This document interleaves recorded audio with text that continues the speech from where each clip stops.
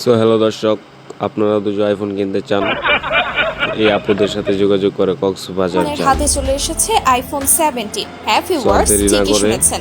বাংলাদেশের সবাই শান্তি ভিডিওটা রহমানই দেখি। মনে হয় প্রথম ব্যক্তি আপুরা যে কিভাবে কিনা আইফোন কিনেছে। আইফোন নাম শান্তি 14 রহমান Pro, হলে কি 15 হবে? Pro কিনেছে। সারাদিন করে বেড়ায় অশান্তি, আইসো কন্টেন্ট বলো, এবং কি সব dance। সময় সমালোচনায় থাকা একমাত্র ব্যক্তি শান্তি রহমান। বিষয়টা একটু ব্যাখ্যা করবে? কখনো ডান্সের ভিডিও দিয়ে কিংবা বডি ফিট দেখিয়ে সেই সাথে প্রেমিকের সঙ্গে ঢলাঢলি তো আছেই।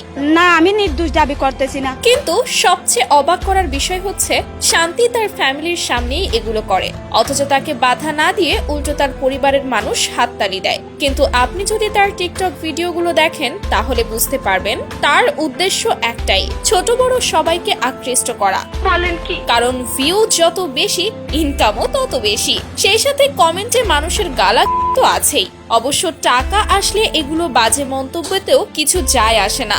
যদি বলা হয় বাংলাদেশের সবচেয়ে হট টিকটকারের নাম কি, তাহলে সর্বপ্রথম নাম চলে আসবে শান্তি রহমানেরই, কারণ তার ভিডিওতে সেটা তিনি স্পষ্ট করেছে। টিকটকে ব্যাপকভাবে জনপ্রিয় পাওয়া এই মডেল সম্প্রতি ট্যুর দিয়েছে কক্সবাজারে। অবশ্য তিনি একা নয়, সাথে রয়েছে তার বান্ধবীরা। উদ্দেশ্য একটাই, আইফোন কিনতে হবে। নিঃসন্দেহে তুই ঠিক কথা বলেছিস। কিন্তু সব টিকটকাররা আইফোন কিনতে কক্সবাজার কেন যায়? বসুন্ধরা কিংবা যমুনার মতো এত জনপ্রিয় মার্কেট থাকা সত্ত্বেও কক্সবাজার কেন? শুধু তাই নয়, শান্তি রহমান কক্সবাজারে পা দেওয়ার সাথে সাথেই হাতে চলে এসেছে নতুন আইফোন। কিন্তু এটা কিভাবে সম্ভব? এটা কোনো কথা?